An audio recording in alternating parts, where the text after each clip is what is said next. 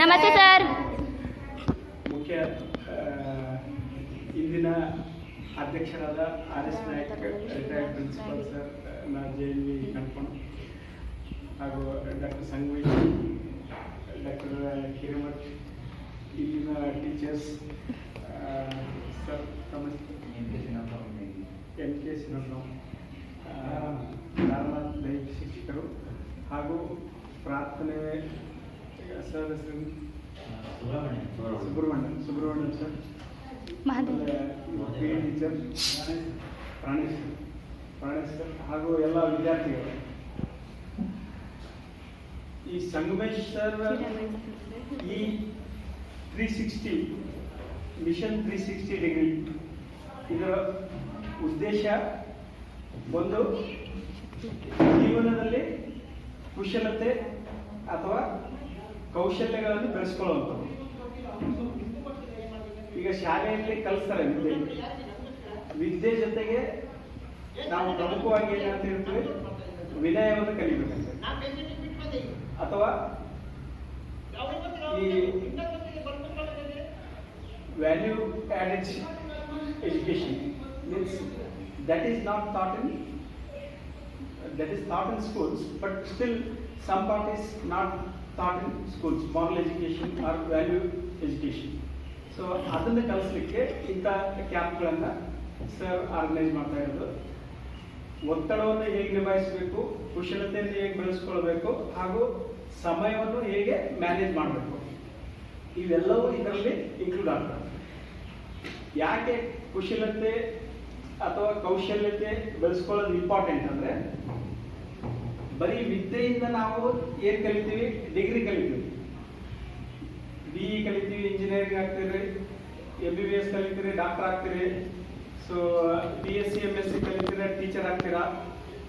BSc ಆದಮೇಲೆ ಅಥವಾ BA ಆದಮೇಲೆ IAS ಎಕ್ಸಾಮ್ ಪಾಸ್ ಆಗ್ತೀರಾ, DC ಆಗ್ತೀರಾ. ಆದರೆ ಅದ್ರ ಜೊತೆಗೆ ನಾವು ಸಮಾಜದ ಜೊತೆಗೆ ಹೇಗೆ ನಡ್ಕೊಳ್ಬೇಕು, ಸಮಾಜದಲ್ಲಿ ಹೇಗೆ ನಡ್ಕೊಳ್ಬೇಕು, ಅದನ್ನೆಲ್ಲ ಕಲೀಲಿಕ್ಕೆ ಇದು ಒಂದು ವೇದಿಕೆ. ಯಾಕಂದರೆ ನಮಗೆ ಸೋಷಿಯಲ್ ಕನೆಕ್ಟೆಡ್ನೆಸ್ ಬೆಳೆಸ್ಕೊಳ್ಳೋದು ಇಂಪಾರ್ಟೆಂಟ್. ಭಾಳಷ್ಟು ಜನಕ್ಕೆ ಈ ಸೋಷಿಯಲ್ ಆಂಗ್ಸೈಟಿ ಅಂತೀವಿ, ಅಂದರೆ ಬೇರೆಯವ್ರ ಜೊತೆ ಮಾತಾಡಲಿಕ್ಕೆ ಹೆದರಿಕೆ, ಸ್ಟೇಜ್ ಮೇಲೆ ಮಾತಾಡಲಿಕ್ಕೆ ಹೆದರಿಕೆ, ಸೊ ಅಥವಾ ತಮ್ಮ ಸಮಸ್ಯೆಗಳನ್ನು ಬೇರೆಯವ್ರಿಗೆ ಹೇಳ್ಕೊಳ್ಳಿಕ್ಕೆ ಹೆದರಿಕೆ, ಮನೆಯಲ್ಲೂ ಹೇಳ್ಕೊಳ್ಳಿಕ್ಕೆ ಹೆದರಿಕೆ, ಅಥವಾ ಸ್ನೇಹಿತರೊಂದಿಗೆ ಸಂವಹನ ಮಾಡಲಿಕ್ಕೂ ಹೆದರಿಕೆ. ಇಂಥವೆಲ್ಲವೂ ಈ ಸಾಮಾಜಿಕ ಆತಂಕ ಏನಿದೆಯಲ್ಲ ಅದನ್ನು ಹೋಗಲಾಡಿಸೋಕ್ಕೆ ಈ ವೇದಿಕೆಯನ್ನು ಕಲ್ಪಿಸ್ಕೊಡ್ತಾ ಇದ್ದಾರೆ. ಸೊ ಇದರಲ್ಲಿ ನಾವೇನು ಮಾಡ್ತೀವಿ, ಇವರು ಹೇಳಿದ್ದ 20 ಆಕ್ಟಿವಿಟೀಸಲ್ಲಿ ನಾವು ಪೂರ್ತಿಯಾಗಿ ತಮ್ಮನ್ನು ತಾವು ಇನ್ವಾಲ್ವ್ ಮಾಡಿಕೊಂಡ್ರೆ ಡೆಫಿನೆಟ್ಲಿ ಈ ಬೇರೆಯವ್ರ ಜೊತೆ ಹೇಗೆ ಮಾತಾಡಬೇಕು, ದೊಡ್ಡವ್ರಿಗೆ ಹೇಗೆ ರೆಸ್ಪೆಕ್ಟ್ ಕೊಡಬೇಕು, ಸಣ್ಣವ್ರಿಗೆ ಯಾವ ರೀತಿ ನಡೆಸ್ಕೊಳ್ಬೇಕು, ಪ್ಲಸ್ ನಾವು ಯಾವ ರೀತಿ ನಮ್ಮ ರಿಲೇಷನ್ಸನ್ನು ಬೆಳೆಸ್ಕೊಳ್ಬೇಕು, ಬೇರೆಯವ್ರ ಜೊತೆ ಹುಡುಗ ಆಗಲಿ ಹುಡುಗಿ ಆಗಲಿ ಎಷ್ಟು ಲಿಮಿಟ್ ಇರಬೇಕು. ಸೊ ಇದನ್ನ ಕಲಿಬೇಕು. ಮೇನ್ ಇದು ಒಂದು ಕುಶಲತೆ. ಅಂದರೆ ಇದನ್ನ ನಾವೇನ್ತೀವಿ ಇಂಟರ್ಪರ್ಸನಲ್ ರಿಲೇಷನ್ಶಿಪ್ಸ್ ಅಂತೀವಿ. ಸೊ ಈ ಇಂಟರ್ಪರ್ಸನಲ್ ರಿಲೇಷನ್ಶಿಪ್ ಸ್ಕಿಲ್ಸನ್ನು ಕಲೀಲಿಕ್ಕೆ ಇಂಥದ್ದೊಂದು ಉದ್ದೇಶ. ಸೊ ಇದು ನಮ್ಮದು ವಿಶ್ವ ಆರೋಗ್ಯ ಸಂಸ್ಥೆ ಏನು ಹೇಳುತ್ತಪ್ಪ ಅಂದರೆ, ಹೇಳೋದು 10 ಕುಶಲತೆಗಳನ್ನು ಬೆಳೆಸ್ಕೊಳ್ಳಿ ಅಂತೇಳಿ. 10 ಕುಶಲತೆ ಅಂದರೆ ಒಂದು ಕ್ರಿಯೇಟಿವ್ ಥಿಂಕಿಂಗ್ ಅಂದರೆ ಸೃಜನಾತ್ಮಕವಾಗಿ ಆಲೋಚನೆ, ಅಂದರೆ ಹೊಸದೊಂದು, ಅದರಲ್ಲಿ ಹೊಸತನವನ್ನು ಹುಡುಕುವುದು. ಸೊ ನಾವು ಈ ಫಂಕ್ಷನ್ ಈ ರೀತಿ ಮಾಡ್ತಾ ಇದ್ದೀವಿ, ಓಕೆ, ನಾವು ಆ ಕಡೆ ಓಕೆ ಹೊರಗಡೆ ಸ್ಟೇಜ್ ಹಾಕಿದ್ರೆ ಹೇಗಿರ್ತಿತ್ತು, ಅಥವಾ ಬೇರೆ ಡಿಸೈನ್ ಮಾಡಿದರೆ, ಬೇರೆ ಡೆಕೋರೇಷನ್ ಮಾಡಿದರೆ ಯಾವ ರೀತಿ ಇರ್ತಿತ್ತು, ಇದರಲ್ಲೇ ತಮ್ಮ ಕ್ರಿಯೇಟಿವಿಟಿನ ತೋರಿಸ್ಬೋದು. ಸೊ ಈ ರೀತಿಯಾಗಿ ಆಲೋಚನೆ ಮಾಡೋದು ಕಲಿಬೇಕು. ಇದನ್ನು ನಾವೇನಂತೀವಿ ಕ್ರಿಯೇಟಿವ್ ಥಿಂಕಿಂಗ್ ಅಥವಾ ಸೃಜನಾತ್ಮಕ ಯೋಚನೆ. ಇನ್ನೊಂದು ಕ್ರಿಟಿಕಲ್ ಥಿಂಕಿಂಗ್ ಅಥವಾ ವಿಮರ್ಶಾತ್ಮಕ ಥಿಂಕಿಂಗ್ ಆಲೋಚನೆ. ವಿಮರ್ಶಾತ್ಮಕವಾಗಿ ಅಂದರೆ ಸರಿನಾ ತಪ್ಪ, ಇದು ಅನ್ನೋದನ್ನ ನಾವು ತಿಳ್ಕೊಬೇಕಾಗುತ್ತೆ. ಅಂದ್ರೆ ಅದನ್ನ ವಿಮರ್ಶೆ ತಾರ್ಕಿಕವಾಗಿ ಒಂದು ಡಿಸಿಷನ್ಗೆ ಅಂದ್ರೆ ಅದಕ್ಕೆ ಒಂದು ಪಾಯಿಂಟಿಗೆ ತಾರ್ಕಿಕ ಅಂತ ಕೊಡ್ಬೇಕಾಗುತ್ತೆ. ಸೊ ಇದು ನಾವು ಏನ್ ಮಾಡ್ತಾ ಇದ್ವಿ, ಇದು ಸರಿನಾ ತಪ್ಪ ಅನ್ನೋದು ಇದು ಒಂದು ಕೌಶಲ್ಯ. Next problem solving. ಏನೇ ಸಮಸ್ಯೆ ಬಂದಾಗ ಯಾವ ರೀತಿ ಅದನ್ನ ಸಾಲ್ವ್ ಮಾಡ್ಬೇಕಂತ. ಈಗ ಪ್ರತಿಯೊಬ್ಬರು ಈಗ ಏನಂದ್ರೆ 10ನೇ ಕ್ಲಾಸ್ ಆದ್ಮೇಲೆ, ನೀವೆಲ್ಲ ಎಷ್ಟನೇ ಕ್ಲಾಸಿಗೆ? 8th ಮತ್ತು 9th. 8th standard. ಸೊ ಅಥವಾ 9th ಸ್ಟ್ಯಾಂಡರ್ಡ್. ನೆಕ್ಸ್ಟ್ 10th ಹೋಗ್ತೀರಾ. 10th ಆದ್ಮೇಲೆ ಯಾವ ಸಬ್ಜೆಕ್ಟ್ ತಗೋಬೇಕು. ಸೊ ಈ ಡಿಸಿಷನ್ ತಗೊಳ್ಳೋದು ನೀವೇ ಡಿಸಿಷನ್ ತಗೋಬೇಕು. ಅಂದ್ರೆ ಸೈನ್ಸ್ ತಗೋತೀರಾ, ಆರ್ಟ್ಸ್ ತಗೋತೀರಾ, ಕಾಮರ್ಸ್ ತಗೋತೀರಾ. ಸೊ ಈ ಡಿಸಿಷನ್ ನೀವೇ ತಗೊಂಡ್ರೆ ಏನಾಗುತ್ತಾ, ತಂದೆ ತಾಯಿ ಮೇಲೆ ಹಾಕಂಗಿಲ್ಲ. ಯಾಕಂದ್ರೆ ನೀವೇ ಆಲೋಚನೆ ಮಾಡಿ ಅದನ್ನ ವಿಮರ್ಶಾತ್ಮಕವಾಗಿ ಕ್ರಿಟಿಕಲಿ ಅನಲೈಸ್ ಮಾಡಿ ನೀವೇ ಡಿಸಿಷನ್ ತಗೊಂಡ್ರೆ ಏನಾಗುತ್ತೆ, ನೀವು ಅದ್ರ ಬಗ್ಗೆ ಜವಾಬ್ದಾರಿ ತಗೊಂಡು ಮುಗಿಸ್ತೀರಾ. ಸೈನ್ಸ್ ತಗೊಂಡಿದ್ದೀನಿ ನಾನು ಪಾಸ್ ಆಗ್ಬೇಕಂತ ತಗೋತೀರ. ಇಲ್ಲ ಅಪ್ಪ ಅಮ್ಮ ಹೇಳಿದ್ರು ಸೈನ್ಸ್ ತಗೋ ಅಂತೇಳಿ, ಯಾಕಂದ್ರೆ ಮುಂದೆ ಇಂಜಿನಿಯರಿಂಗ್ ಮಾಡಬೇಕು, ಮುಂದೆ MBBS ಮಾಡಬೇಕು, ಡಾಕ್ಟರ್ ಆಗಬೇಕು, ಅದಕ್ಕೆ ಸೈನ್ಸ್ ತಗೊಂಡೆ. ಆದ್ರೆ ಆಮೇಲೆ ನಮ್ಗೆ ಕಷ್ಟ ಆಯ್ತು, ಫೇಲ್ ಆಗ್ಬಿಟ್ಟೆ. ಹಿಂಗಾಗಬಾರ್ದು. You have to take responsibility on yourself of whatever the decision you take. Okay, ಹೋಟೆಲ್ಗೆ ಹೋಗ್ತೀರಾ, ಇಡ್ಲಿ, ದೋಸೆ, ಪೂರಿ ಯಾವ್ದು ಆರ್ಡರ್ ಮಾಡ್ತೀರಾ ಮಾಡಿ, ಬಟ್ ಅದು ತಿಂದು ಮುಗಿಸ್ಬೇಕು. ನನಗೆ ಪೂರಿ ಆರ್ಡರ್ ಮಾಡೋದು ಇಷ್ಟ ಇಲ್ಲ, ಮತ್ತೆ ದೋಸೆ ಆರ್ಡರ್ ಮಾಡ್ತೀನಿ, ಹಂಗೆ ಬರಲ್ಲ ಅಲ್ವಾ. ಸೊ ಅದಕ್ಕೆ ಯಾವುದು ತಗೋಬೇಕು, ಯಾವ್ದು ಚೂಸ್ ಮಾಡ್ಬೇಕು ಅನ್ನೋದನ್ನ ಡಿಸಿಷನ್ ಮೇಕಿಂಗ್ ಅದನ್ನ ಕಲ್ಕೋಬೇಕು ನಾವು ಪ್ರತಿಯೊಂದು ವಿಷಯದಲ್ಲಿ. ಇದು ನಾವು ಅಂದ್ರೆ ಸಾಮಾಜಿಕವಾಗಿ ಓಕೆ, ಇವ್ರ ಹತ್ರ ಸ್ನೇಹ ಬೆಳೆಸ್ಬೇಕು, ಇವ್ರ ಹತ್ರ ಮಾತಾಡಬೇಕು, ಇವ್ರ ಹತ್ರ ಮುಂದುವರಿಸ್ಬೇಕು, ಇವ್ರ ಮನೆಗೆ ಹೋಗ್ಬೇಕು, ಇಂಥವೆಲ್ಲ ಡಿಸಿಷನ್ ತಗೊಳ್ಳೋದು ನೀವು ಈಗಿಂದಾನೇ ಕಲ್ಕೊಂಡ್ರೆ ಏನಂತ ಅಲ್ಲಿ ತಪ್ಪು ಡಿಸಿಷನ್ ತಗೊಳ್ಳೋದು ಕಡಿಮೆ ಆಗುತ್ತೆ. ಅದಕ್ಕೆ ಜವಾಬ್ದಾರಿನೂ ತಗೊಳ್ತೀರಾ, ಆ ಜವಾಬ್ದಾರಿ ತಗೊಳ್ಳೋದನ್ನು ಕಲಿಬೇಕು.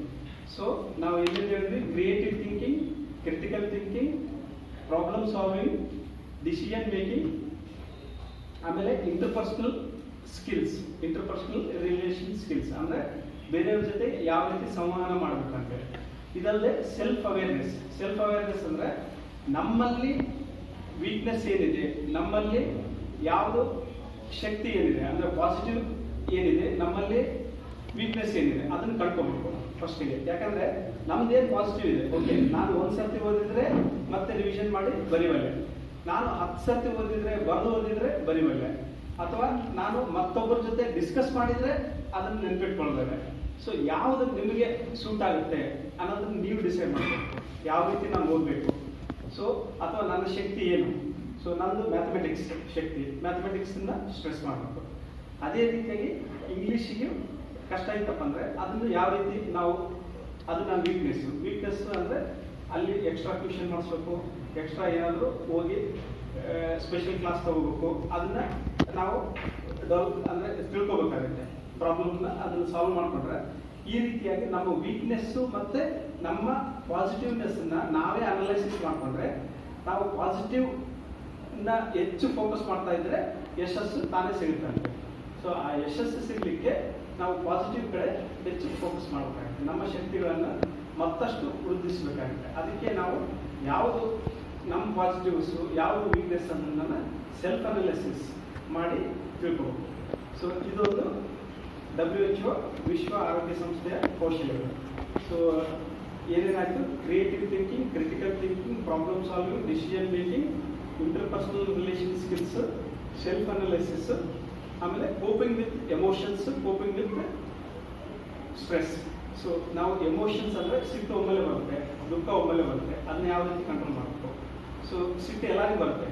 ಸೊ ಆ ಸಿಟ್ಟನ್ನು ಯಾವ ರೀತಿ ಕಂಟ್ರೋಲ್ ಮಾಡ್ಕೋಬೇಕು ಅನ್ನೋದು, ಅಥವಾ ಅಲ್ಲಿ ಆ ಟೈಮಿಗೆ ಸಿಟ್ಟು ಬಂದಾಗ ಮೊಬೈಲಿಗೆ ಸಿಗಬೇಕಾ, TV ಹೊಡಿಬೇಕಾ, ಅಥವಾ ಬುಕ್ ಮಿಸ್ ಆಗ್ಬೇಕಾ, ಏನು ಮಾಡಬೇಕು ಅನ್ನೋದನ್ನ, ಅಥವಾ ಡೀಪ್ ಬ್ರೀದಿಂಗ್ ಮಾಡಿ 1 2 3 ಉಲ್ಟಾ ಹೇಳ್ಬೇಕಾ, ಸೊ 100 ಉಲ್ಟಾ ಹೇಳ್ಬೇಕಾ, ಅಥವಾ ಸ್ವಲ್ಪ ಹೊತ್ತು ನಾವು ಮೆಡಿಟೇಷನ್ ಮಾಡ್ಬೇಕಾ. ಸೊ ಈ ರೀತಿ ನಾವು ಸಿಟ್ಟನ್ನು ಕಂಟ್ರೋಲ್ ಮಾಡ್ಕೋಬೇಕಾಗುತ್ತೆ, ಅಥವಾ ಎಮೋಷನ್ಸ್ನ, ದುಃಖನ ಅಥವಾ ಸಿಟ್ಟನ್ನು.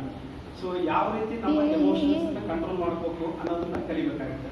Next coping with stress. Stress ಬಂದಾಗ, ಏನೇ ಸ್ಟ್ರೆಸ್ ಬಂದಾಗ ಯಾವ ರೀತಿ ನಾವು ಅದನ್ನು ನಿಭಾಯಿಸ್ತೀವಿ. ಸೊ ಸ್ಟ್ರೆಸ್ ಅನ್ನೋದು ಪ್ರತಿಯೊಬ್ಬರಿಗೂ, ಈಗ ಹುಟ್ಟಿದ ಮಗುವಿಂದ ಎಲ್ಲ ಸ್ಕೂಲ್ ಮಕ್ಕಳಿಂದ ಪ್ರತಿಯೊಬ್ಬರಿಗೂ ಸಾಯಂಕಾಲ ಸ್ಟ್ರೆಸ್ ಇದ್ದೇ ಇರುತ್ತೆ. ಅಂದ್ರೆ ಸ್ಟ್ರೆಸ್ ಅಂದರೆ ಒತ್ತಡ. ಆ ಕೆಲಸ ಮಾಡಬೇಕು, ಹೋಮ್ವರ್ಕ್ ಮಾಡಬೇಕು ಅನ್ನೋದು ಮಕ್ಕಳಿಗೆ. ನಿಮಗೇನು ಎಕ್ಸಾಮ್ ಪಾಸ್ ಆಗ್ಬೇಕು ಅನ್ನೋದು, ಇದು ಸಿಲೆಬಸ್ ಮುಗಿಸ್ಬೇಕು ಅನ್ನೋದು ಟೀಚರ್ಸ್ಗೆ. ಸೊ ಪ್ರತಿಯೊಬ್ಬರಿಗೆ ಒಂದೊಂದು, ಎಲ್ಲರಿಗೂ ಒಂದೊಂದು ಒತ್ತಡ ಇದ್ದೇ ಇರುತ್ತೆ. ಸೊ ನಾವು ಯಾವ ರೀತಿ ಒತ್ತಡನ ನಿಭಾಯಿಸ್ಕೊತೀವಿ, ಅದರಲ್ಲಿ ಒತ್ತಡ ನಿಭಾಯಿಸೋದ್ರಲ್ಲಿ ಸಮಯ, ಟೈಮ್ ಮ್ಯಾನೇಜ್ಮೆಂಟ್ ಇಂಪಾರ್ಟೆಂಟ್. ಯಾವ ರೀತಿ ಟೈಮನ್ನು ನಾವು ಮ್ಯಾನೇಜ್ ಮಾಡ್ತೀವಿ, ನಾವು ಪ್ರಯಾರಿಟೈಸ್ ಮಾಡಬೇಕು ಯಾವ್ದು ಇಂಪಾರ್ಟೆಂಟ್ ಕೆಲಸ ಅಂತ ಹೇಳಿ. ಓಕೆ, ಸನ್ವೇಷನ್ ನನ್ನ ಕರೆದ, ನಾನು ಹಾಸ್ಪಿಟ್ಲಲ್ಲಿ ಡ್ಯೂಟಿಯಲ್ಲಿದ್ದೇನೆ, ರೌಂಡ್ಸ್ ಈಸ್ ಇಂಪಾರ್ಟೆಂಟ್. ರೌಂಡ್ಸ್ ಮುಗಿಸ್ಕೊಂಡು ಪೇಷಂಟ್ ಎಲ್ಲ ನೋಡಿಕೊಂಡು ಓಕೆ ಹೆಂಗೋ ಸರ್ ಒಂದು 10 ನಿಮಿಷ ಲೇಟ್ ಮಾಡ್ತಾರೆ ಅಂತೇಳಿ ಈಗ 10 ನಿಮಿಷ ಲೇಟಾಗಿ ಬಂದೆ, ಅವರು ನಿಧಾನವಾಗಿ ಸ್ಟಾರ್ಟ್ ಮಾಡಿದ್ರು. ಸೊ ಪ್ರಯಾರಿಟೈಸ್ ಮಾಡೋದು, patient is important. So patient ನೋಡಿಕೊಂಡು ಆಮೇಲೆ ಇಲ್ಲಿ ಫಂಕ್ಷನ್ ಅಟೆಂಡ್ ಮಾಡೋದು.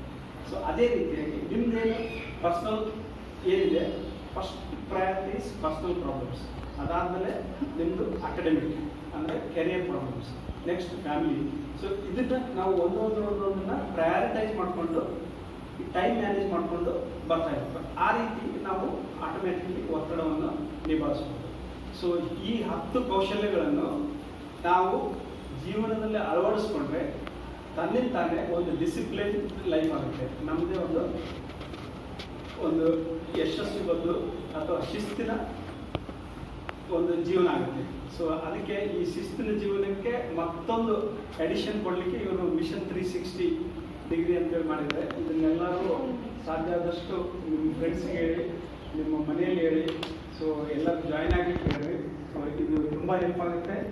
ಇದನ್ನು ಅಳವಡಿಸ್ಕೊಂಡ್ರೆ ತನ್ನಿಂತಾನೆ ಈ ಕೌಶಲ್ಯಗಳನ್ನು ಬೆಳೆಸ್ಕೊತೀವಿ, ಪ್ಲಸ್ ನಾವು ಒಂದು ಶಿಸ್ತುಬದ್ಧ ಒಂದು ಯಶಸ್ಸಿನ ಕಡೆಗೆ ಹೆಜ್ಜೆಯನ್ನು ಇಡ್ತಾ ಹೋಗ್ತೀವಿ.